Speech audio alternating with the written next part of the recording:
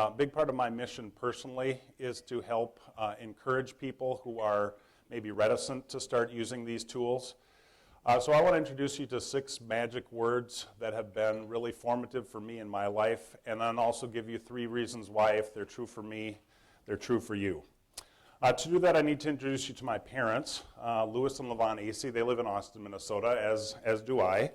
Dad turns 80 next month, and he's on Facebook. Actually, women over 55 are the fastest growing demographic in Facebook, so the whole thing about the population being so young globally is really interesting and everything, but it doesn't particularly matter because when you have 500 million people on Facebook, it's the really good place to be. Willie Sutton said he robbed banks because that's where the money is. You know, if you want to reach people, Facebook is the place to reach them. But that's a little bit of a side point. The real reason I wanted to introduce you to these magic words is that as we were driving down the highways and byways of southern Minnesota 40 years ago or so, my mom and dad had this thing where as we were driving by somebody with running a road grader or a jackhammer or some other kind of complex piece of machinery, they'd kind of look at each other with a knowing smile, and maybe even count down mentally in their head, knowing that within just a few seconds from the back seat where I was sitting, a voice would pipe up, much higher in pitch than it is now, but it would pop up and say, well, I'll bet I can do that. And I don't really remember myself saying that, but I do really remember my mom and dad, or particularly my dad, saying, well, probably you can, okay? That he was really encouraging to try things. And so that's what I hope to, and what I hope you'll get through this whole experience today is some of that I'll bet I can do that spirit. Because I think it'd be really unfortunate if you'd see the things that people here on the panel are doing or that we're doing at Mayo Clinic and say, well, yeah, that's great for them, but I couldn't do that. Here are 3 reasons why if I can do this stuff, you can do this stuff. The first, this is my 4th grade report card. My mom found it and thought it would be encouraging to give to me for Christmas last year, I guess. And anyways, it says, Lee's work has been average this period in all areas. So this was obviously before the Garrison Keillor time when everybody was above average. But as it says at the bottom, Lee has difficulty keeping track of his papers. Occasionally he's late handing in assigned work. When we clean his desk, it's amazing what we find. So some things never change. But so even though I was giving my parents ample reason to disbelieve me when I said, I'll bet I can do that, still they were encouraging about it. I did marry way above my station 26 years ago this month, and this is my wife, Lisa. She'll come into the story here in a little bit. But so here's the second reason. I begin my presentations with my highest degree of educational attainment for a couple reasons. First, because BS and political science just kind of go together. But then also, in a room like this, in most situations, I will be among the least formally educated people in the room. I mean, most people have at least a bachelor's degree. And so what I really want to emphasize is that this doesn't require a lot of formal training. Doesn't require higher education to be able to do this stuff. It requires some Midwestern common sense and some creativity, thinking about how you can use these tools. The second part of this slide highlights my experience at Mayo Clinic as I started in media relations at Mayo, telling the story about Mayo research and patient stories, and really emphasizes the continuity between what I was hired to do and what I'm doing now. That these tools aren't just fancy new shiny gadgets to try. They are more powerful ways to do the work that you're already doing. So if you're doing advertising, if you're doing marketing, these are better ways to do that. Okay, a third reason. The young lady on the right is my granddaughter, so I'm a grandpa. So mediocre elementary school, BS in political science, and grandpa, okay? But also, Evelyn Grace Borg owes her life to Facebook, okay? She wouldn't be alive today if it wasn't for Facebook, because the young man who's now her father was at University of Wisconsin-La Crosse about 5 years ago, put in a search term theology on Facebook, searching at UW-La Crosse. My daughter Rachel, who was going there at the time, had the same last name as I did, or as I do. Yeah, anyway, her last name, AASE, put her right up at the top of the list of people who matched that search term. I'm thinking it's more her picture than being the #1 search result that caused him to poke her. But he did poke her on Facebook, and she messaged back, and yeah, three weeks of conversation on Facebook. They met at Caribou Coffee in December of 2005. 4 hours later, Rachel picked up the phone, called my wife Lisa. They talked for about a half an hour, and when Lisa hung up the phone, she turned to me and said, "You know, I think they're going to get married after the first date." It's because Facebook helped them make that connection on things, you know, they had the real fundamental things in common like theology, and then it was just a matter of whether there's chemistry or not, and I guess there was. But the other thing that Evelyn has helped to show me is the power of some of these other technologies, whether it's Facebook or one that's eerily suspicious or similar to the Jetsons. You remember Mr. Spacely showing up on the video screen, and they would be able to talk back and forth from the office. And you know, I remember if you would ask me 5 years ago, what would it cost to have video phones like that? You know, I would have said like $5 a minute or something like that. Well, this is a conversation. Well, it wasn't much of a conversation because this is with Evelyn and my now 8-month-old grandson.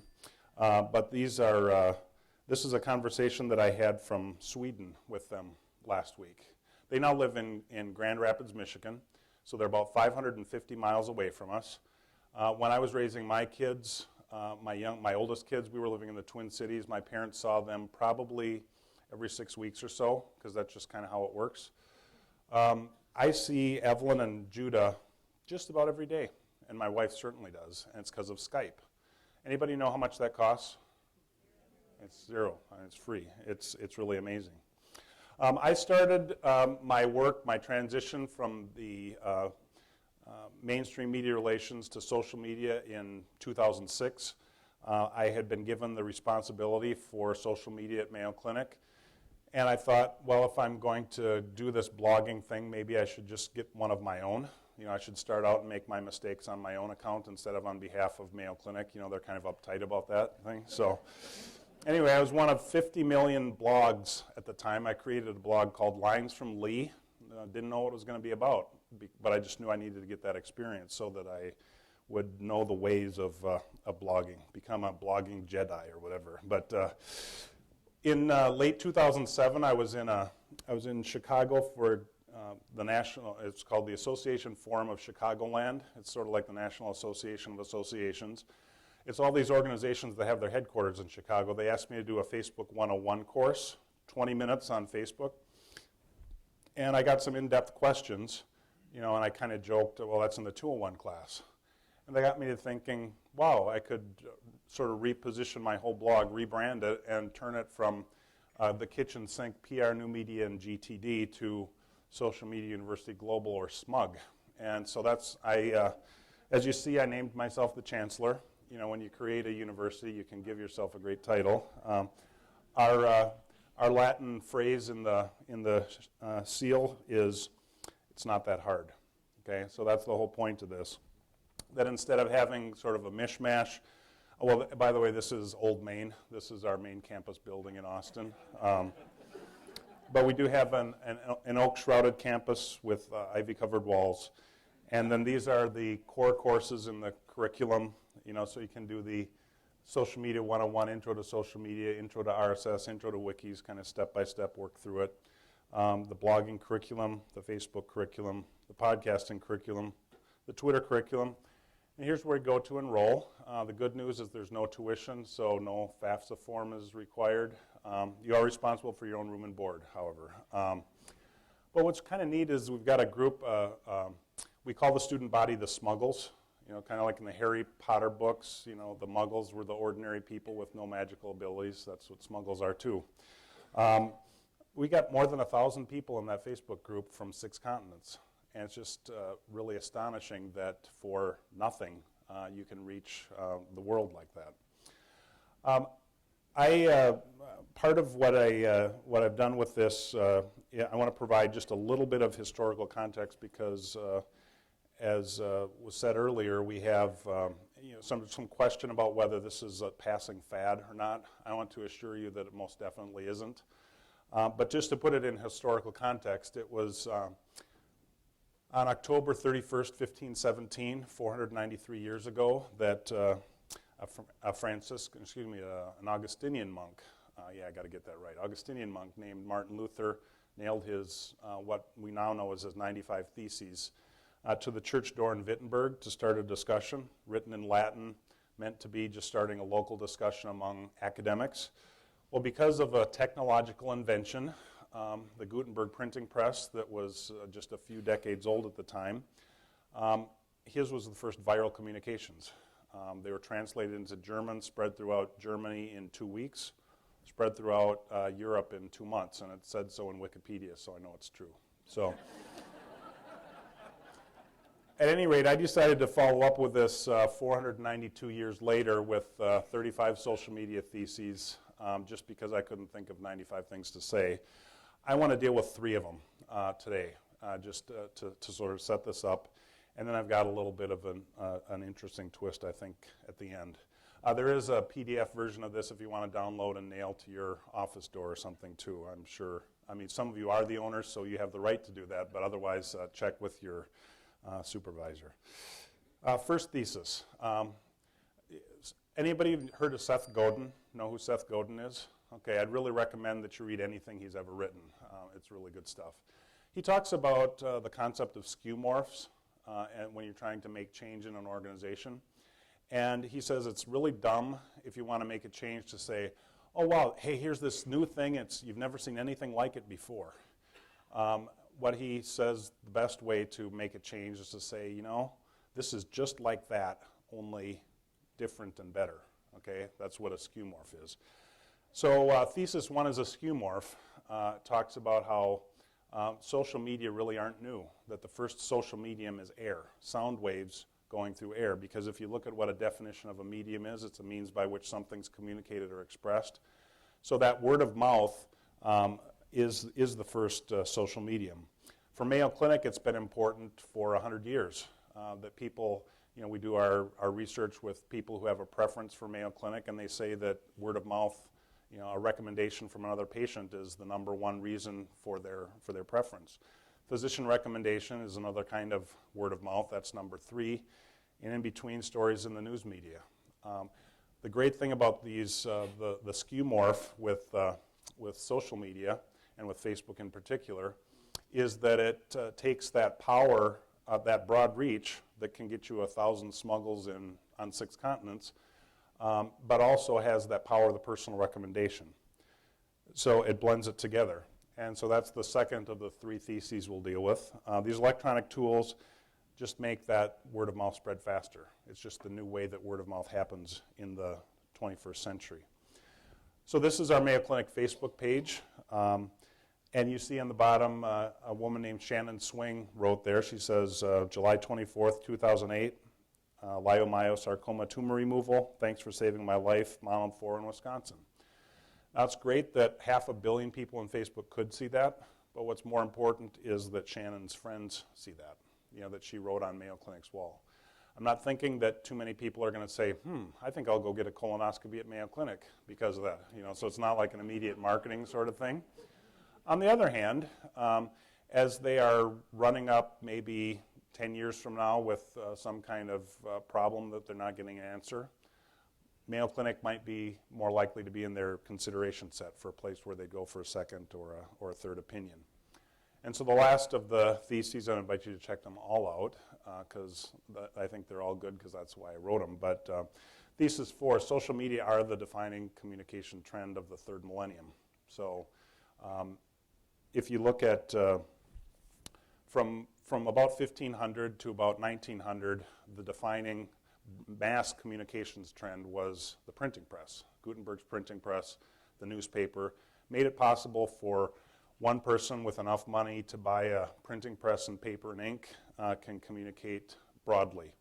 Marconi, that's this guy here, invented radio or discovered radio or whatever you do with radio, but with radio and TV, made it possible for people to get an FCC license and a radio tower or a TV tower and reach broadly. When I originally did this slide, it was kind of a play on words, or kind of a tongue-in-cheek joke, because Gutenberg and Zuckerberg just kind of rhyme. But when you really think about it, Gutenberg made mass literacy possible. People wouldn't be reading today without Gutenberg because there's nothing to read. I mean, back before Gutenberg, there was nothing to read, so why would you teach anybody to read?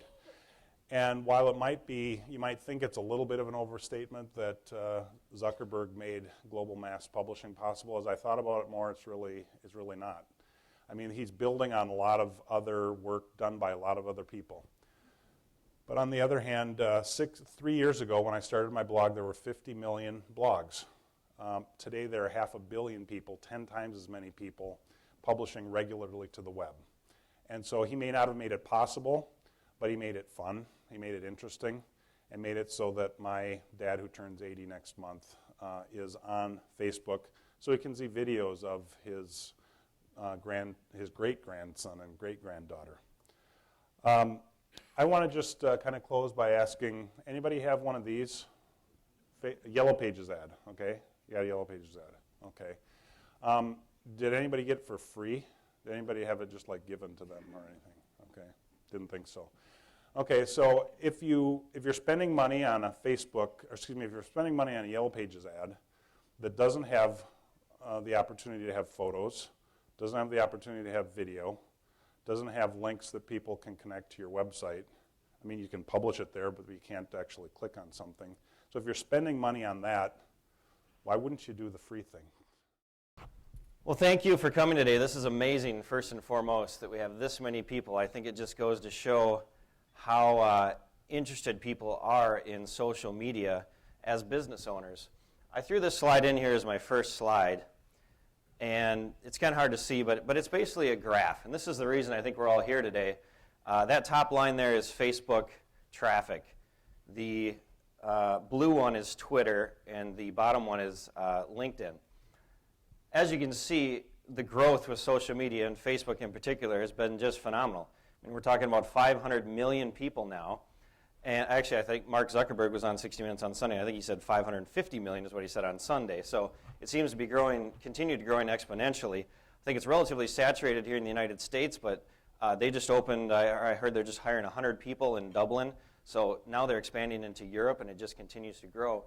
But this is the reason, you have 500 million people, or 550, pick a number, half of which are going to the site every day, and they're spending an average of 27 minutes every time that they're there. Okay? That's a huge amount of traffic. I mean, it just hasn't happened before where we have this much traffic. And as you can see, the growth continues there. We're talking about Facebook today because, I mean, look at the difference between the number of people who are on Facebook and the number on Twitter. Now, Twitter had a great year last year. They had, I heard they added 100 million users last year, which is phenomenal. But we're talking about 550 million with Facebook. I did a few quick searches on how many were local here. If you look on Facebook, there's at least 80,000 people in our local area right on Facebook. On Twitter, there was about 1,000. Do you know the exact number? I think it's about 1,000 is the research I can tell that are in the local area that are on Twitter. Okay? So from a business standpoint, I want to be where the people are, right? And that's where we want to be. And I think this graph shows that Facebook is where things are at. Now I got to tell you a little story because I was doing this with my wife, and I showed her this chart, and she brought up the comment of like, well, where's MySpace? What happened to MySpace? And I was like, well, MySpace is kind of, that was 4 years ago or so, and it's not really used for business anymore, and it's kind of a dying thing, and it's not really the cool thing anymore. She looked at me and she goes, oh, so if MySpace was a celebrity, it'd be on Dancing with the Stars. I'm like, yeah, you got it. So what we need to understand is that social media is all about the people, okay, first and foremost. We as business owners want it to be about sales. We want it to be about making money, right? That's what we want, okay? But social media is about relationships first and foremost. That's what it's around for, so people can interact and talk with each other. And we need to understand that there's this new thing called permission-based marketing. We as marketers have been so used to dealing with interruption-based marketing, things like billboards. We drive by, we see a billboard, we're listening to a radio station, and an ad comes on. we're watching TV and an ad comes on. Well, what we need to understand is that the young people of today, they don't want any part of that. They're willing to actually pay money to not have to see a TV ad. They'll pay money to DVR it so they can skip through it. They'll pay money for XM satellite radio so that they don't have to listen to commercials. Okay, they'll get spam filters so they don't have to get spam in their inbox. And we have to figure out a better way to connect with them. Okay, we need to allow them to give us permission to market to them, and that's what essentially Facebook does. They have to like us, and it's just as easy they can like us, they can unlike us, right? They can get rid of us just like that. Okay, so it's permission-based. We need to get their permission to market to them. We need to understand that demand is out. In business, we always used to have, demand and supply, and if there was enough demand, we'd make money and we'd sell things, right? It's no longer necessarily true. We're moving into an era where experiences, good, bad, or indifferent, are really everything. People want experiences now. You can get a cup of coffee anywhere. Quick Trip's got it, Starbucks got it, Caribou, they all have it, right? But what people are buying is the experience that they have with you. That's what they're willing to pay money for, because they can probably get your product or service anywhere. There's a lot of it out there. So what you need to focus on is what experience are you providing for your clients. That's the important thing, and that's what the people care about. The other thing we have to recognize is we need to tear down the walls, I think, in our companies. If you're a smaller company, it's not so transparent, but the bigger you are, I think the more walls go up between different departments. You've got marketing department, you've got sales department, you've got your customer service department. And a lot of the where good things happen is in your customer service department, right? Those are the people who get all the feedback about your product. That's where you find out where people complain, right? They call and they talk to customer service. Well, if the customer service doesn't talk to marketing and sales, how are you going to know what's going on? So that's what social media does. It allows us to hear what's going on from the people all over the place. It allows us to essentially communicate directly and quickly with our clients and our prospects and our customers. I threw this in here because when I looked through the pre-survey that we sent out to you guys as far as what you wanted to learn today. And there were some different things on there. For those of you who remember, it was like, I want to learn how to turn likes into sales. I want to learn how to get more fans. I want to learn how to use coupons and deals and specials, okay? And we got some data back on that. And the interesting thing was what you wanted to learn was the totally exact opposite of why people are going to like you. It was the exact opposite. And I'll go through that in here in just a minute. But so why do people fan you or like you on Facebook? Okay? 40% of them wanted to receive a discount or coupon or promotion. That's why they said that they're willing to like a company. So they want to get something for free. That was the last thing that you guys selected you want to learn about today. You all want to learn how to make money, right? That's all we care about as business people, is making money. But all they care about is getting something for free. Okay? We need to understand that as business owners. It's not about what we want, it's about what they want, and we have to give it to them. 39% said they did it just to support a friend. A friend sent it off to them and said, I want you to like this page, and they're like, oh, I'm friends, so I guess I'll like it because, I'll help them out. 34% said to stay informed, 33% said to get updates on future products, but only 13% said they wanted to share ideas and give feedback, which is what we want, right? We want to know what they're thinking. We want to know how we can be better, how we can serve them better. But really, that's the last thing they care about, is giving you feedback in your company. I also threw this in here because I get this question a lot too. Why should I get involved with this social media thing? Why do I care about getting fans? So what's a fan worth? There was 2 studies on them. Well, actually, the answer to that is that depends. That's the God honest truth. It really depends what a Facebook fan is worth. But I can tell you without a doubt, it is somewhere between $3.60 and $136.38. Somewhere in that range. And I know this because there was 2 studies that were done. There was a SynCap study. They're the ones that came up with $136.38 is what a fan is worth. But in their study, they took into things that matter to business like us. Like 28% of those people who they studied said they were more likely to use the product or the service that that company had. They liked them. 68% said they were more likely to recommend the product or service to somebody else. Okay, that's important. 81% felt that they were connected to the company that they liked. So they really took into like sales value and what's the research value of a company in claiming how much the fan is worth. There was another study called the Vitrue study. They were the ones that came up with $3.60, and they took a very mathematical approach to that. And they basically took the same approach of if you had to buy the ads on Facebook for each impression that you got from a fan, what would that be worth? So they basically said 1 million impressions. If you had 1 million fans and you posted something out there, you did that 2 times a day for 30 days. That gives you 60 million impressions. The average cost of those impressions on Facebook for 1,000 is $5 for a cost for 1,000. Okay, that gives you $300,000. Times that by 12 months is 3.6 million. Divide that by the 1 million fans. Voila, you got $3.60. Now the value to you for each Facebook fan has to be determined based, I think, on your company. You know, what are you going after? Is it research? Is it sales? Okay. But my personal opinion is it's somewhere between these two. $3.60 and $136.38. $50, somewhere in there. But even so, it's a substantial amount of money. I mean, the average company, you can very quickly throw a Facebook page up, get 100 fans, of your customers that like you. Even if it's $50, that's still a decent amount of money that's worth to you as a tangible item. So the first thing you need to do that I always tell people is develop a strategy. And what I'm going to do, I see all you have pens and papers, this is great. I want you to write stuff down as I go here, because I'm going to give you a 7-step plan of how to basically do and market with Facebook, okay? I'll tell you when to write things down, but the first thing you need to do, so many people just jump right in and they go, yep, let's make a Facebook page and throw it out there and see what happens.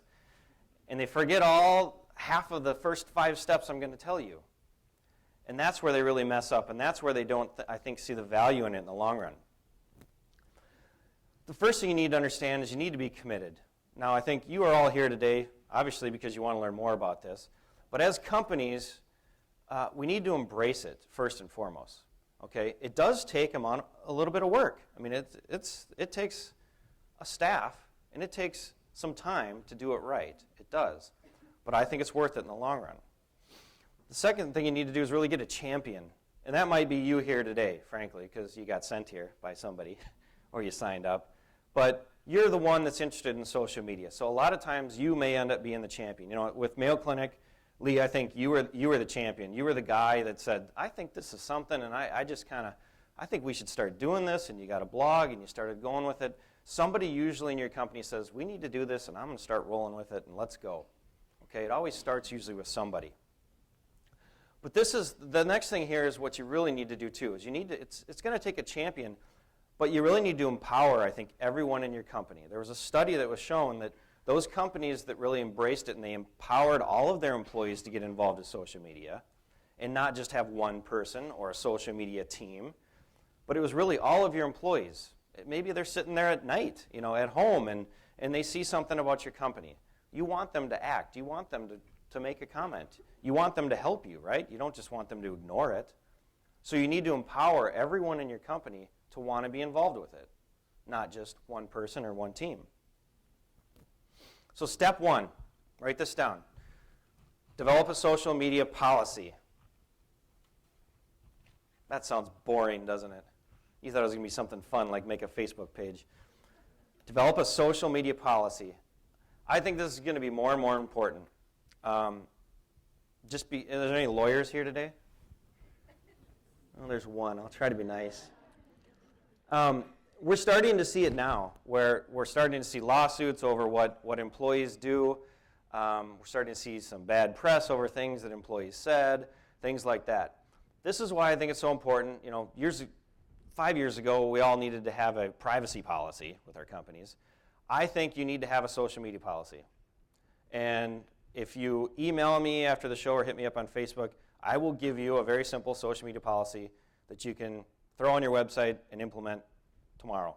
It doesn't have to be complex. You don't need to hire an attorney. Sorry to the attorneys back there. But you can do this yourself. Basically, all it needs to say is it needs to have guidelines for your employees. Okay? What should they be doing? What can and can they not do? What do you expect from them? And essentially, you should tell them to write about what they know, write about what they love, write about what they're passionate about. Whether that be a blog post or whatever, but they should get involved with what they know and what they love. You need to tell them to be ethical, honest, and respectful. Okay? That's what social media is all about. If they're out there bashing other people and doing other things, you don't want them representing your company. Okay? So you need to instill upon them that they need to be ethical, honest, and respectful. You need to have in your policy that you have zero tolerance for discrimination.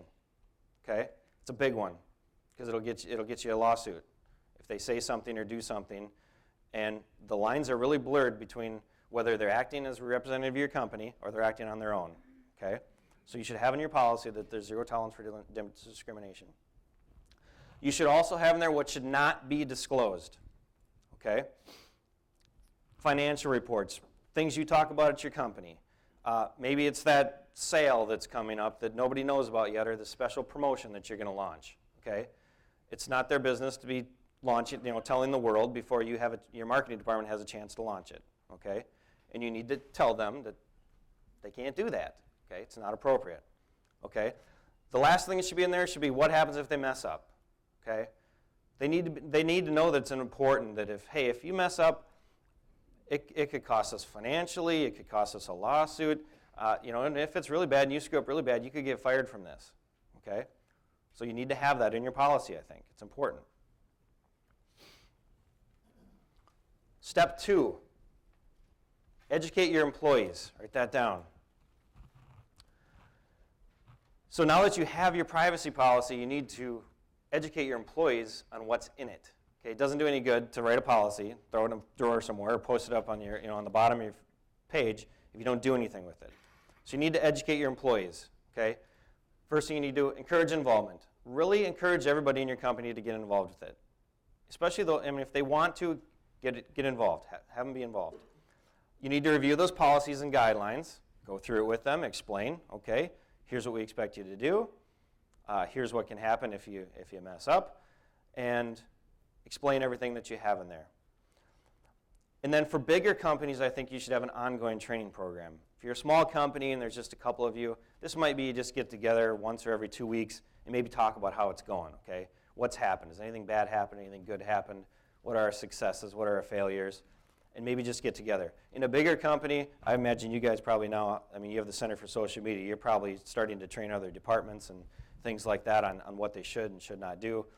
So it depends on the size of your company, how seriously you need to take this, but I think it's good to at least get together and discuss it once in a while. So you need to educate your employees. Second step. All right, so now we got our policy, we educate our employees. Now we're ready to create a Facebook page, right? No, we're not even close to being ready. Step 3, define your purpose. Everybody's so excited to create those Facebook pages. Yeah. Define your purpose is your next step. There are only 5 ways to use social media. Write that down. There's only 5 ways to use social media.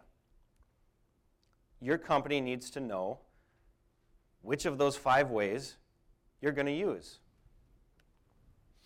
The first way is branding. Write that down. You can use social media for branding your company. This is identity campaigns, all the typical marketing terms of branding. It's typically done with YouTube. YouTube is probably the biggest vehicle that's going on right now for using branding for social media. I got a short little video for you. Some of you may have seen it, some of you have not, but it's a great video called The Swagger Wagon.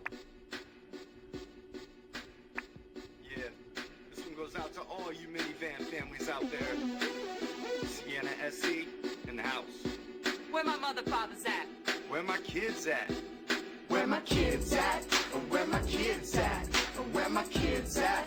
Where my kids at? Where my kids at? No, seriously, honey, where are the kids? They're right there, see? Oh, who means? I roll hard through the streets and the cul-de-sacs. Proud parent of an honor roll student, Jack. I got a swing in the front, a tree house in the back. My number one dad mug says, yeah, I'm the Mac. I'm the world's best nurse when my kids get sick. I make a mean gel mold. I perfected my trick back when All I... right, so you get the idea. Has anybody seen that video before?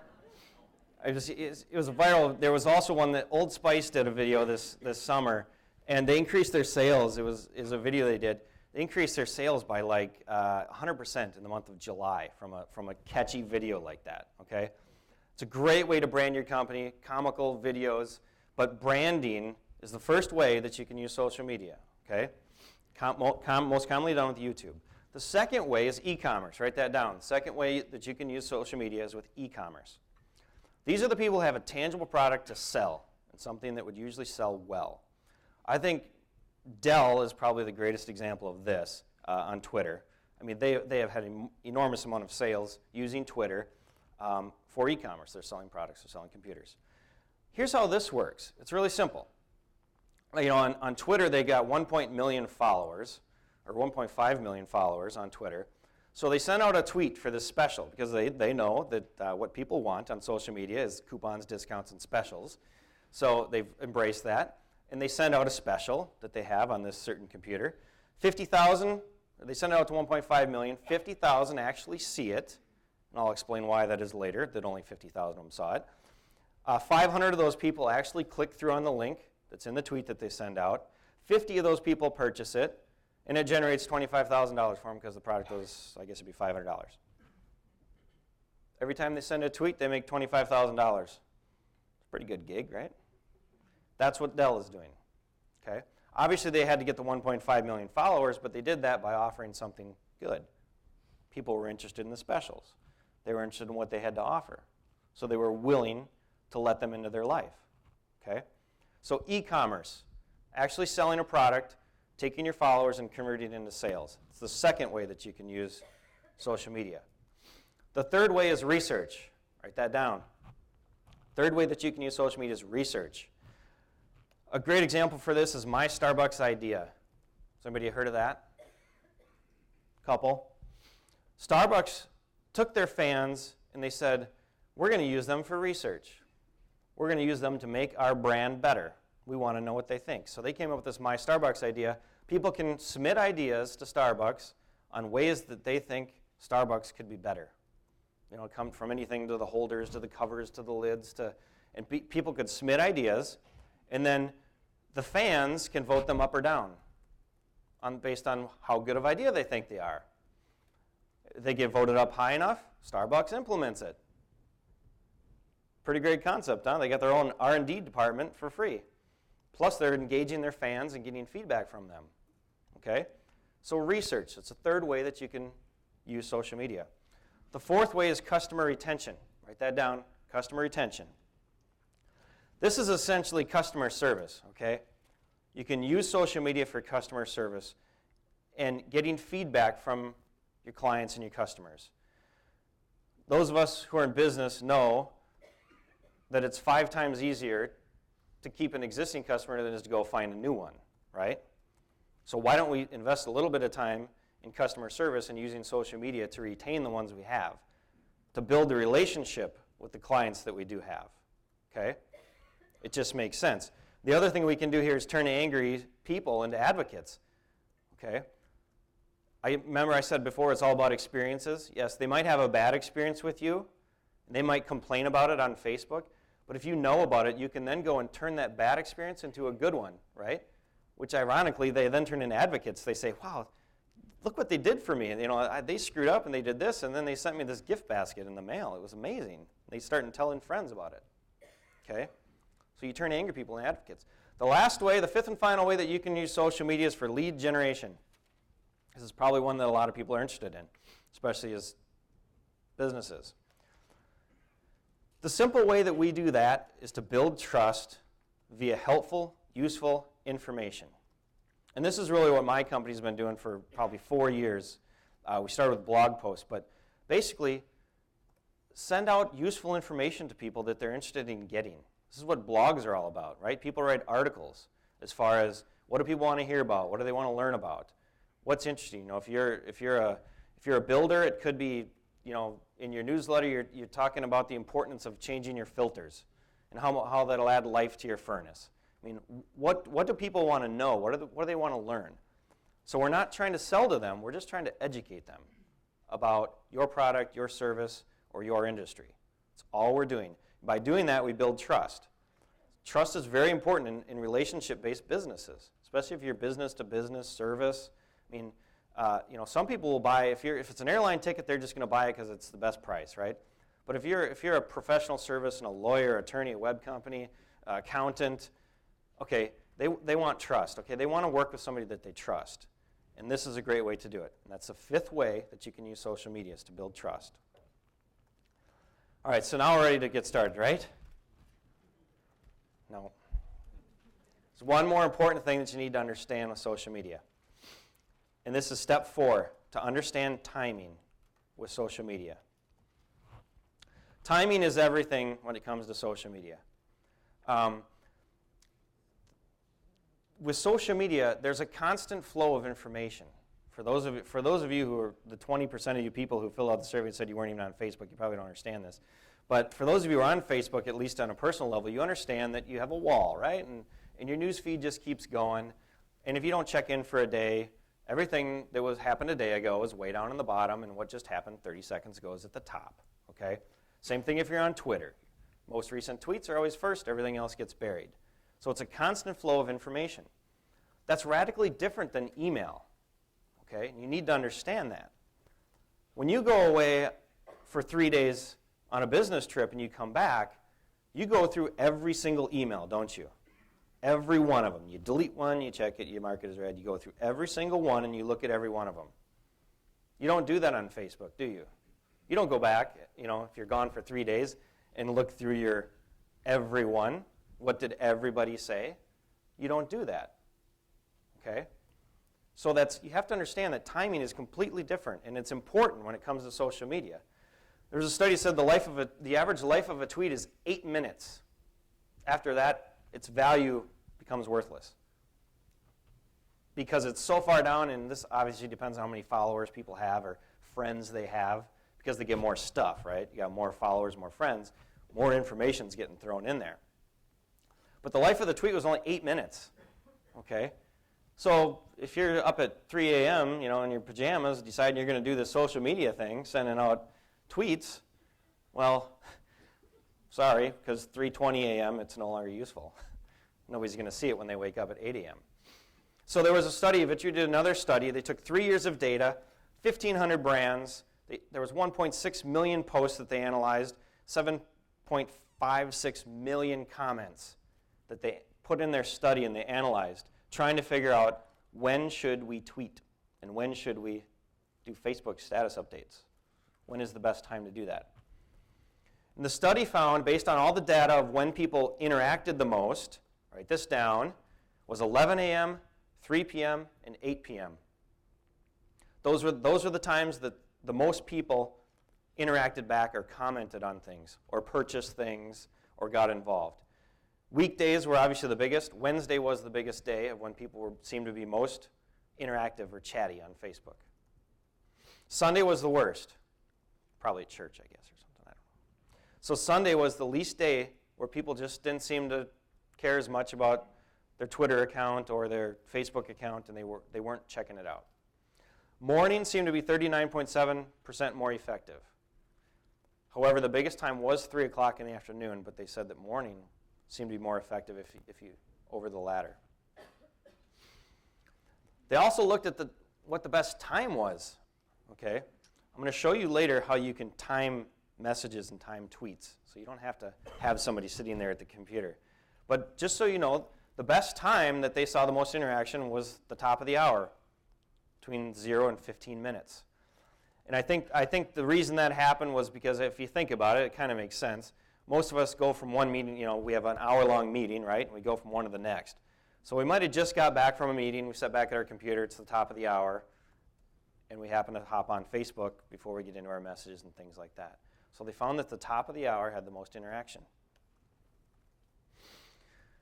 Now, I tell you that information, but I really think you need to customize it for your own demographic, okay? Each of us, all of our businesses are different. Just like I told you 5 strategies, the strategy that you use for your business might be completely different than another one, okay? One of you might be interested in e-commerce, and that's what you're going to go after. One of you just might want to build trust, okay? So you really have to figure out what works for you. Just like this, you know, if your customer base or your client base or your prospects happen to be people, white-collar people who work 9 to 5 and they're on their computer all day, that might make sense to do what I just told you. If your target marker is blue-collar that, you know, doesn't work during the, you know, they're out on the field during the day and they don't come home till later at night, like this says 65% only access while not at work or school, okay? If your demographic is only getting online late at night, maybe you need to adjust, okay? And if you know that, adjust. Don't listen to me, okay? Figure out what works for you. Okay, are we ready to get started now? We are. Whew. Step 5. Okay, now that you understand all of that, now you can get involved. Now we can start with our Facebook page. But so many people skip those first 4 steps. They don't even analyze any of that. They don't even know what works, what doesn't, how they're going to use it, and they just go and they create a page.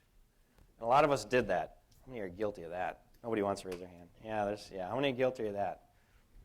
Yeah. So now I'm going to take you through the steps of creating a Facebook page really quick. I'm not going to go into details on this because most of you can figure out it's a pretty simple process. But I'm going to give you a few tips and tricks on how to do it right, or how I think you should do it right. The first thing you need to understand is a page versus a profile. This is the first big mistake that a lot of people make. Is instead of so when you go on Facebook and you first sign up, you have a profile, okay? You have a personal profile, okay? People can friend personal profiles, okay? They cannot like a personal profile. They can only friend you, okay? Once you have your personal profile, you can then make a page, a business page, okay? A lot of people make the mistake of trying to make a business page in a profile, okay? If you have a page right now, or I'm sorry, if you have a profile right now that you're using for your business, you need to change it. I would change it right now. Because, and I have people I know that did that, and Facebook, that's against the use policy of Facebook, and they will shut you down.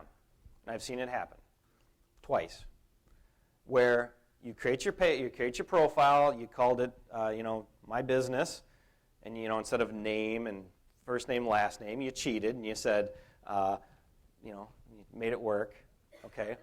If they know that if they figure out and they see that you've done that, they're going to close it down. And you'll beg them to turn it back on because you already have 500 friends that have been following you and you just lost all of your information, okay? You don't want that to happen to you. I had one company, they begged them to turn it back on, and they did it, and they didn't change it, and they turned it back off again. And then they finally went and made a page. So save yourself a lot of time, create a page. Do not set up a business account with a profile. It's the big first lesson. The second thing you need to know is you need to get creative with it, okay? So many of us just go and we throw it on there, blah, blah, blah, and we're done, okay? You need to get creative. Just like a website, you need to have a little life into it. What's going to make yours different than everybody else that's going to keep them interested? Okay? First, you can think how you're going to use it creatively, I think. But you need to get creative with it. Use a large picture. So many people go and they just take their little logo or whatever, and that's what they put on there, okay? But you're limited to the width, but not the height. Here's a great example. A friend of mine, Brad Sugars, this is his photo. See how it's tall and it's got a slogan in there, the world's #1 business coaching firm, okay? And there's a little animated character of him, So you don't need to have just a small little photo in the upper left like we do for our own personal pages. Have somebody design a long, tall graphic, okay? That's the first thing you want to do. Use a large photo. The second thing you should do is create a custom landing page. This gets a little more complex and you might need help doing it. But all of us normally just have a wall, right? You don't need to do that. You want to write this down, FBML, Facebook Markup Language, FBML. There's an app out there called FBML that you can go search for and install. And it gives you this flexibility to make this custom page. And all this one is here, this is my book that I wrote that Lee mentioned earlier. But this is the fan page we have for the book. And I have over 1,000 fans on this page. And but what this is showing here is a custom landing page for this site. So you'll see the first thing right there at the top. It tells them what I want them to do. I want them to click like above to join the conversation. Okay? If they come to your page and they don't click like, you've just lost the whole opportunity of being able to connect with them ever again. Okay? That's what you want them to do. Tell them what you want them to do. It's really simple. And then you can make a custom graphic below that, and you can say whatever you want. Could be something inspirational, it could be whatever. So instead of just dumping them into the wall, the point here is that you actually give them some sort of custom page. And you can make as many custom pages as you want. A lot of people will put resources, they'll put links, they'll put different information. And once you install that app, that FBML app, it allows you to put standard HTML code in there and do this. This one here is basically, it's really simple. It's 2 lines of code that links to 2 different images. That's all it is. Okay? It's not a hard, difficult thing. So create a custom landing page. It's the second or third or whatever I'm on that you should do. The next thing I want you to do is adjust the permissions on the settings after you create it. Okay? I took this screenshot here, but basically in your page, if you go edit page, and then I think it's under permissions, you're going to see this. Okay? You'll see the thing in the middle there says default landing tab. I just changed it to be that custom welcome page that I made.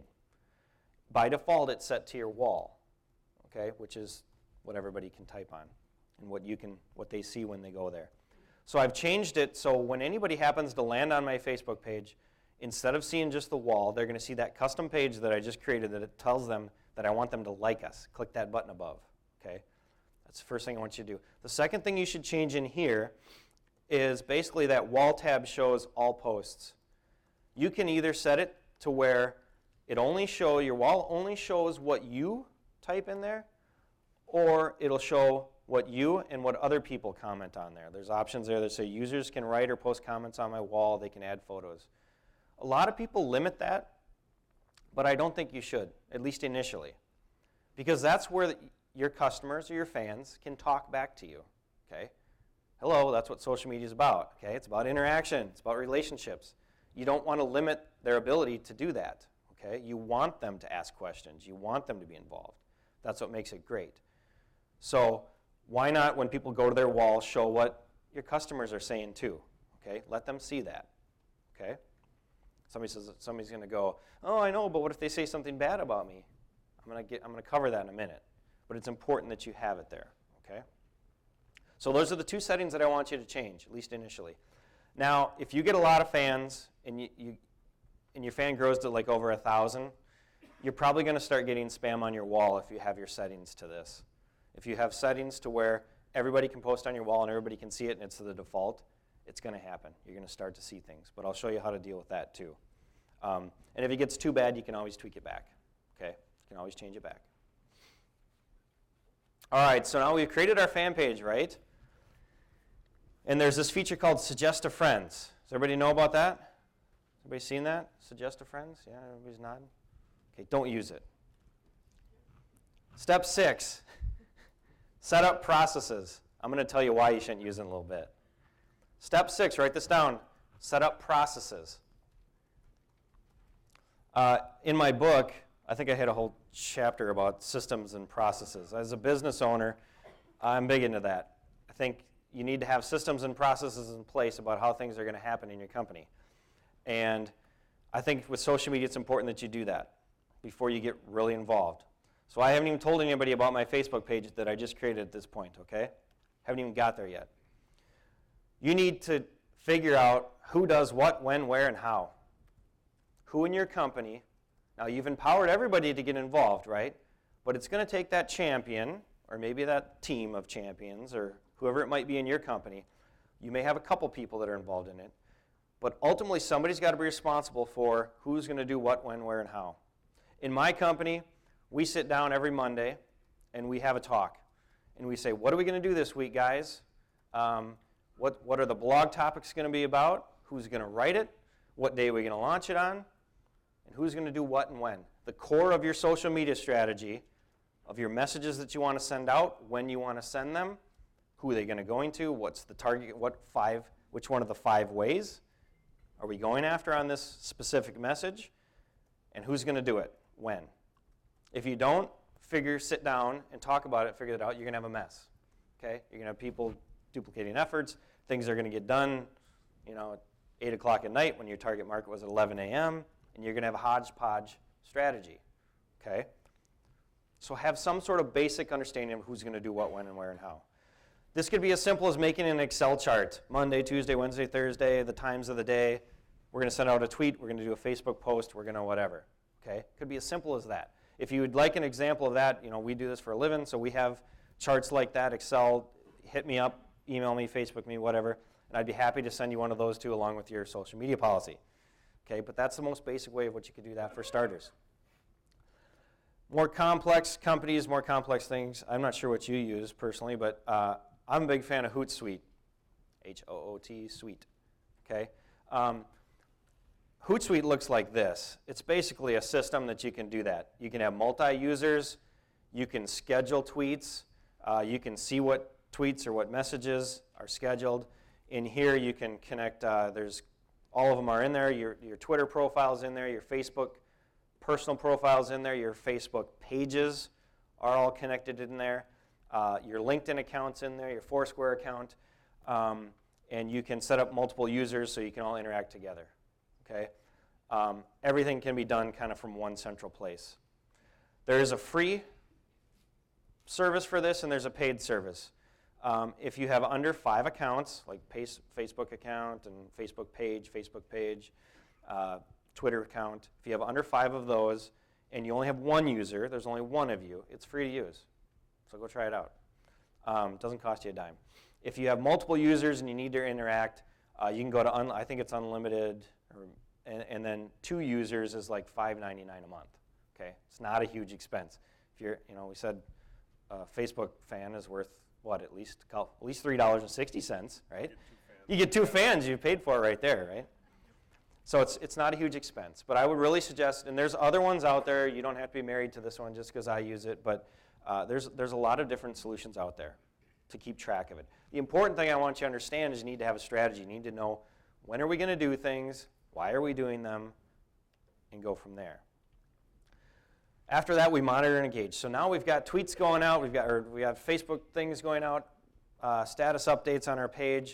It might be a video that we link to on our page. It might be a blog post that we link to on our page. But at different times, different days, we've got content going out. Okay. So this is basically where now we're going to start getting feedback come back, right? We say, hey, check out this video. What do you think of it? Ask questions. What do you guys think of this video? Okay? Urge people to communicate and add dialogue to the conversation. Okay? When they do that, you want to reply quickly. This is where it helps to have a team of people where you've engaged not just more than yourself to get involved with this, but hey, if somebody else in your company happens to be on that page and they see somebody comment, they can go in there and go, wow, thanks for sharing. That was cool. Glad you liked it. Okay? It doesn't always have to be you. Okay? So look at your dialogue with comments and make sure you're being involved. You monitor it and engage it. Okay? All right, so this was actually the number one thing that everybody wanted to know today. How do we make more money? Right? How do you get more fans? How do you get fans in the first place? I keep going back to this thing because this is what everybody does. They create a page and then they go and they suggest it to your friends. How many of you in the last month have got an email or got a message on Facebook that said, so-and-so suggests you become a fan of Fluffy's Fluff and Buff Dog Care? Yeah. And what did you do with it? Did you become a fan? No, and it annoyed you, didn't it? Because you're like, I don't even have a dog. Why would I want to be a fan of Fluffy's Fluff and Buff Dog Care? Why do I care, right? Okay, people, again, that's kind of an intrusive thing, okay? We need to understand as business owners, you need to earn your invitation. That's what it's all about. You need to gain their respect enough that they want to become a fan of you, okay? So ignore the suggest a friends button for right now and do these other things that I'm going to tell you about. Give away something. I just told you that 40% of the people like somebody because they get something for free. So why don't we do that? It should be the first thing we do. Set up a little contest and say, hey, when we get to 100 fans, we're going to give away a $50 gift certificate to such and such, to one of our fans. When we get to 500, we're going to give an even bigger prize. When we get to 1,000, we'll give away an iPod. You know they're worth $3.60 for every one of them, so you should be able to get that $500, right? It costs you to give it away. But give something away. Have a strategy around giving something away. Do that as a strategy, and then people will say, hey, they're giving away so-and-so over on this, your page, and they'll want to join it. Tag fans in photos. This is the second thing. Write that down. Another strategy to get fans is to tag fans in photos. Here's an example. We did a golf outing this summer, the Chamber Golf Outing. And I'm not even sure who that is riding that keg there, but it was later in the day, obviously. But, I guess you can't see it too well up there, can you? But it was, again, you can, we had a golf outing. We had people coming through our booth, or through our tee box, and we took photos of everybody.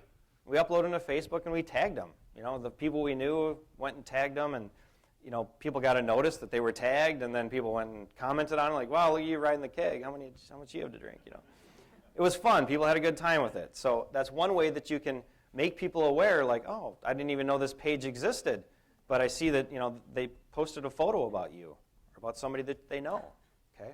It's an easy way to inadvertently let people know you exist and that it's out there. It's not intrusive, though. Embed widgets or icons. So this is basically simply putting your, join us on Facebook logo on your website, okay? Now that you have a page, put it on your website. And I always like to say, join the conversation. When you add it, I always like to use the word join the conversation. Don't, everybody's used to say fan us on, or friend us on Facebook, or fan us on Facebook, like us on Facebook.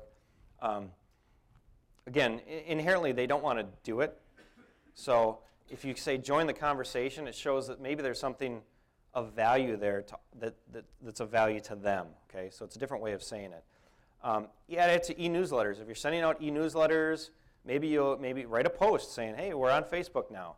But then more than that, make sure that on every newsletter that goes out, you've got a little icon there again too.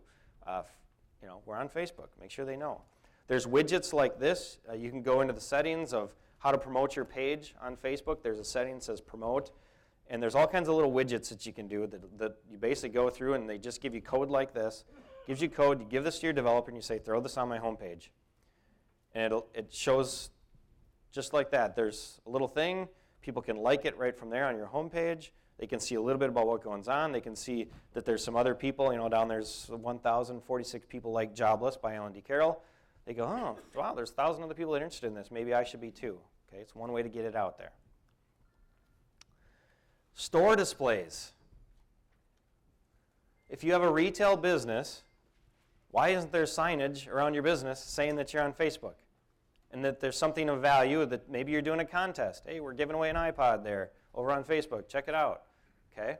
Why don't you have something in your store at your point of purchase display? Maybe on your windows as they're walking by, or on their doors or walking in. This is an example of one that we have this is at our place right now, but on our door when you walk into our office, we got chicken on Facebook, and we're donating $5 to Toys for Tots. And that's called a Facebook deal. Okay, I'm going to go through that in a little bit and show it to you, but it's one of the deals that they can do. Okay, so by them checking in, we'll donate $5 to Toys for Tots. You can add it to your signature line of your emails. Okay, have all your employees do this. You just at the bottom, after you put your name and your phone number, why not have one line that says that you're on Facebook and the link to where you're at? It's really simple. How many of us send like 100 emails a day? I know I do. Yeah, it's one way to just get it out there that people know. It's not intrusive. You're not asking them to do anything, but they might see it and they might act. Take advantage of it. Use the @ tag. This is I love this. This is another non-obtrusive thing. How many of you know about the @ tag? Okay, not even half. Okay. When you're typing a status update, like here I pretended to start saying 50% off of, and I was going to say jobless book, okay? 50% off, and you put the @ symbol, okay, right in your status update, and it'll pop up a list of all your pages and friends that start with that letter. In this case, I put J-O, and it gave me jobless because I was typing jobless. And it came up with Joe Milbach and Teresa Jordan, okay? And then what happens is I go and I select Jobless by Ellen DeCarroll there, and then it makes a link. So when I go and I hit enter on my page, on my own personal page, now there's a link to Jobless by Ellen DeCarroll on my personal page. So I could say, hey, I just heard there was a sale over at whatever, or, and I put that on there and I link to my page. Or maybe it's a blog post and say, hey, I took this time to write this really interesting blog post about whatever, and it's up over at CWS, okay? It's a non-obtrusive way, you're not really asking them to do anything, but there's a link right there for them. It's very convenient for them to know about it and see what's going on, okay? Use the @ tag. Use it sparingly. You don't need to use it on every single post you do on your personal page. But every so often, I'll throw something in there about something that happened at my company maybe. Today I could have said I'm doing a seminar for CWS and put that link on there. If people want to click on it, they can. If they don't, they don't. Use apps. There's all kinds of apps out there. There's survey apps, there's poll apps that you can install basically just by searching for surveys or promotions. There's a promotion app that you can use.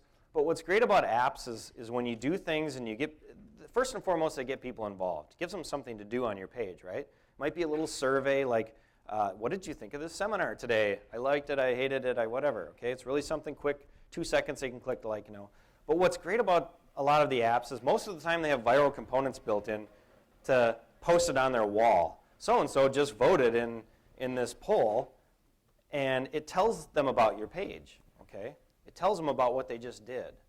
Okay? So it's great that you can use those because then it's just a little bit more of that viral component. Use deals. As I told you before, the thing that you guys cared the most about, or the least about, was using deals, coupons, and promotions, okay, in the survey results. It was the least thing that all of you wanted to learn about today. I think, personally, this is huge. This is big. I think it's going to be really big. It's my personal opinion. Time will tell. But I think it's a brilliant idea, Facebook deals. Let me explain what they are, okay? How many people have a smartphone here? Oh, that's almost half. That's awesome. Okay. If you have, first, by the way, too, here's another interesting statistic for you. People who have smartphones are 50 times more active on Facebook than people who aren't. These are the people who are on Facebook all day long on their phone, okay? If they're at stoplight, they're checking what's going on, they're tweeting, they're or they're driving. No. They're 50 times more active on Facebook than people who don't have a smartphone, okay? I think that more people are going to get smartphones in the future. It's just a guess. But I would guess 10 years from now, you're not even going to be able to buy a phone that doesn't do a lot of the stuff that you can today. So as more and more people gain smartphones, more and more people learn how to use them, they're going to be interested in things like this, Facebook deals. There's 4 types of deals right now that you can use as a company. There's an individual deal, and that's really simple. Check in at my location and you get 20% off. Or you get a free cup of coffee, or you get a buy one, get one free, whatever, okay? This is especially important if you're a retail location, okay? If you're a bar, restaurant, anything like that, you need to get on this like fast, okay? It's my advice. The second way is a friend deal. So basically that would be a deal that if when you check in, I tag 3 other friends, which is what you can do, then you can get that deal. A loyalty deal is like the punch card. If a person checks into your location 4 times, then they get a free drink or something like that. Okay? A loyalty type program. A charity deal is the thing that I showed you that we do, whereas if you check in, we'll donate something to charity. Okay? That's a charity deal. Those are the 4 types of deals that you can use. And basically it looks like this. what happens is when you go on Facebook and you go to check in, it shows you all the things that are around you because phones are smart now and they know where you're at. So they use GPS location services and they know what's around you. And the ones that have deals or coupons or specials will have a little flag next to them that show that there's a special that you can be redeemed at that business. Okay? If you click on that, basically they see this. So this is H&M, and now the deal is 20% off the entire purchase at this location. So all I got to do is check in, and I'll get 20% off. Now there's some really great deals that are coming down the pipeline. Chipotle 2-for-1 is one of my favorites that I can't wait for it to come out. But that's a heck of a deal, 2-for-1 burritos. So it's a huge incentive for consumers to take advantage of it. But here's the value of it to you as a business owner, okay? When I gave this seminar like a year ago, I talked about how brilliant the whole liking thing was, or actually it was fanning at that point in time. But when somebody fans you or likes you, right, it posted on your wall that you became a fan of Jobless, okay? And all their friends would see that and how cool that was, right? The whole viral marketing component. Well, the problem with that is they only do it once, and then it's gone. The brilliant thing with deals is they keep coming back. They're going to keep coming back. Every time they go to Starbucks in the morning, they're going to keep coming back to do it over and get that deal again. Why not? If I'm buying a cup of coffee, I might as well get 10% off, right? And when they do that, when they check in at Starbucks or at your business, it goes on their wall that they just checked in at your location. And they got this deal. They just got 10% off at Starbucks. Tells all their 500 friends that just happened. And they're going to do it every day. Okay? And if they tag people, when they do it, if Lee and I are at Starbucks together and we tag it, and I get the deal, it goes on his wall too. So now all his friends see it too. And it's going to keep happening over and over and over again. And people are going to learn about specials and coupons and things that are going on. Like, wow, I didn't know there was a deal for 2-for-1 burritos at Chipotle. That's pretty cool. Or I didn't know there was this, or I didn't know there was that. And it has this whole viral component into it. I think it's awesome, and I think it's going to be big. I would get involved with it. The thing you need to know about deals is you have to claim your place first. Okay? When you check in at a place, this is for the business owners in here, you need to claim your place. Okay? Here's how you do that. On your smartphone, go to check in. You're going to see your place probably in the list, okay? Because they pull, I don't know where they get their data. I don't know if it's Google Maps or where they're getting it from, but most of the time you're going to see the location, your business, in that list already, okay? If not, you can add it, but if you see it, you just click on it, okay? Check in there. Check in at your place. Now it just posted on your wall that you just checked in at your own business, okay?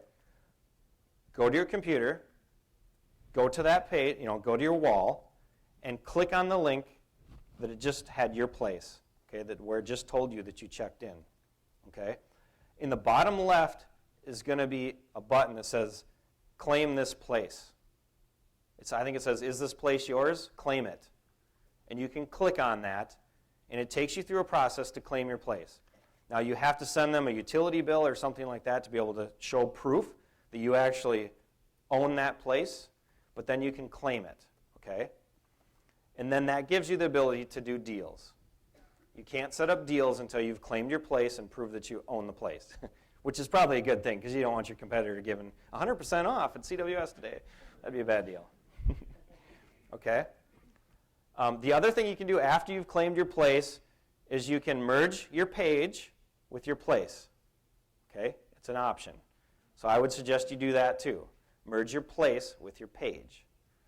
Have I thoroughly confused everybody at this point? Yeah. Okay. I know it's complex. Hit me up. I'd be happy to help explain. I'm a teacher by heart, so I'd be happy to help explain.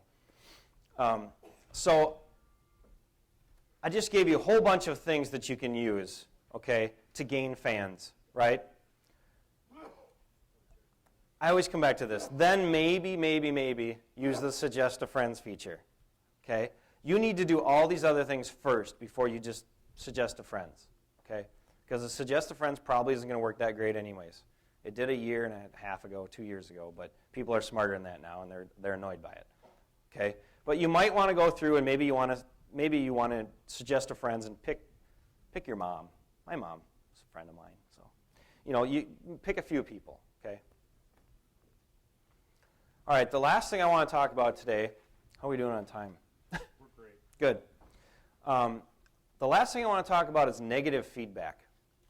Because this is probably one of the biggest objections that I hear of people, why they don't want to get involved with Facebook or why they don't want to get involved with social media is people say, well, I'm afraid people will say bad things about me. They'll complain and everybody else will see it and it'll be horrible. Well, the first thing I tell people is, yeah, right, they will complain. Make sure your business practices are solid, because if you have a whole bunch, if you're doing a crappy job running your company, they are going to talk bad about you, because the only thing social media does is it magnifies whatever is really going on in your company.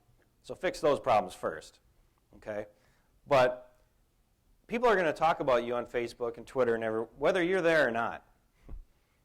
Whether you're involved with it or not, they're going to be talking about you. So you might as well be involved in it, okay? The first thing you need to do, I think there's 4 types of negative feedback. Write that down, 4 types of negative feedback. And the response and what you do with that feedback, I think, depends on what type of feedback it is. Okay? The first one is straight problems. Okay? This is somebody who has an issue with your company. They have a problem, they can't do this, they can't do that. Ran across this problem, they post it on your wall, I wasn't able to log in, or whatever it was. Your response to this should always be, you should always respond to this type of thing. Okay? You need to, depending on the type of the problem and how many people it affected, it's probably going to determine your response. But you should always respond to problems. Thank you for letting me know about this. I've either solved the problem, or yes, this affected a whole lot of people and we wrote a whole blog post about it here, or whatever. But you should definitely respond to a problem. The second type of feedback, negative feedback, that you may get is constructive criticism. These are suggestions, things like that. I don't like the way you do this. I think you should do it this way.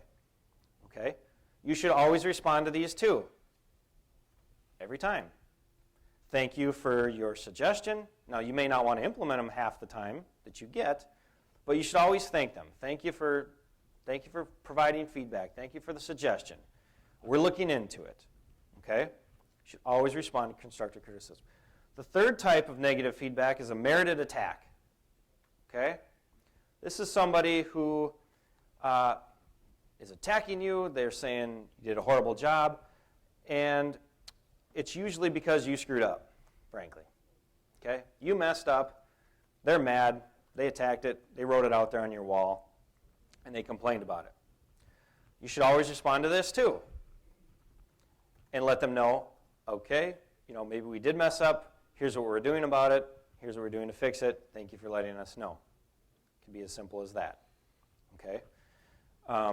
But always remember, usually these merited attacks, you always need to remember, a lot of times we take them personally as business owners, like, why quit complaining about me.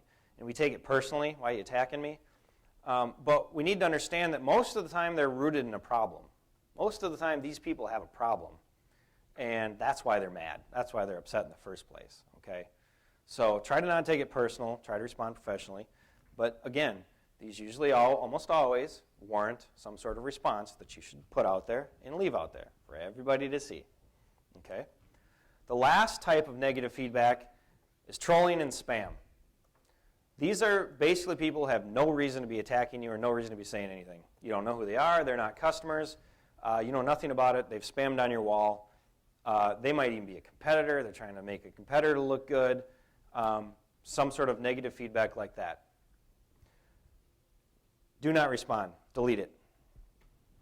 These types of things don't require a response. They should not be left on your wall. Just delete them. Okay? If it's spam for no reason, or it's not a merited attack, they have no reason to be contacting you, no reason to be doing anything, I say just delete it. Okay? So those are the 4 types of negative feedback. Okay? All right, so I'm wrapping up here. Hopefully you took lots of notes, and you have 7 steps. Should be how many? 7. 7 steps to developing a strategy, and you have some strategies as far as how to get fans without being annoying or intrusive, okay? I do have a shameless plug in here for my book. I did write a book earlier today. There is a lot, actually, I wrote this book literally this year. There's stories in here about how I've used social media to build relationships. This foreword was written by Brad Sugars. For any of those people who have attended one of my previous seminars, I talked about how I friended him. He's the CEO and the owner of Action Coach. It's an international company. But I talk about that in my book, and I talk about how I use social media to build and strengthen relationships, which is very important for my business. Our business is very trust-based. Alan DeCarroll is an amazing individual, and I've heard him speak at numerous events. Every time I hear him, he is fun, he's inspirational. I would absolutely attend another Facebook strategy meeting.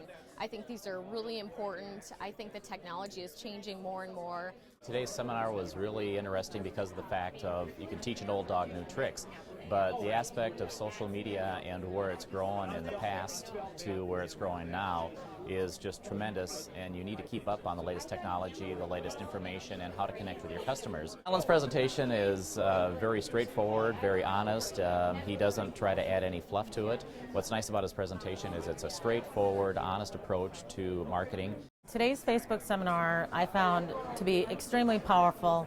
There was a lot of information I didn't know about, and I feel for my clients with an advertising agency, I'll be able to take that and actually execute. I really liked what Alan DeCarroll had to say because he gave me actual steps that I can execute for my clients. There was a lot of information that I know I have some clients that are a little shy to try Facebook and understand how it can actually be tangible in their business. And there was a lot of information as to how it actually translates into dollars. And also information I can use that reinforces what I've been saying. So now I have some experts to back up what I've been telling clients all along. Well, you know, I've heard Alan DeCarroll speak before. I've read his book. So I'm obviously already a fan both on Facebook and in real life. Well, we have already been on Facebook for a little while, and just being able to get additional tools to better utilize what is available through Facebook to help the History Center. There's a lot of different things that we were unaware of that I think will help us to generate additional interest as well as visitors to the museum. I thought he was a very good presenter. I thought he very much kept the attention of the audience. It was offered very good information that I think would be beneficial to people either just getting started out or even those who had probably been in for a while. I certainly would consider it, either myself or having other staff come and attend, because I think it's an important tool, social media, that will help nonprofits in general. At today's seminar, we learned more information about how to build a landing page for our Facebook fan page that we have for the Rochester Convention and Visitors Bureau. We had been talking about it for some time, about building it or hiring an outside company to create it, but today we learned how simple it is and that we could possibly do it ourselves. It ran the gamut. It started out very simple as far as how to do some things, but it didn't dwell in that market of, or that area of spending too much time on the simple side, and then it went into some more details for some advanced users as well. So it really did have a great range to it. Alan DeCarroll's presentation style was very helpful in that he had bulleted points that I could actually take away and take home today and utilize in the workplace. I would. We attended the first Facebook seminar a little over a year ago and thought that that was very useful, and we attended this one today hoping to find some of those new tips and tricks, and we certainly came away with that.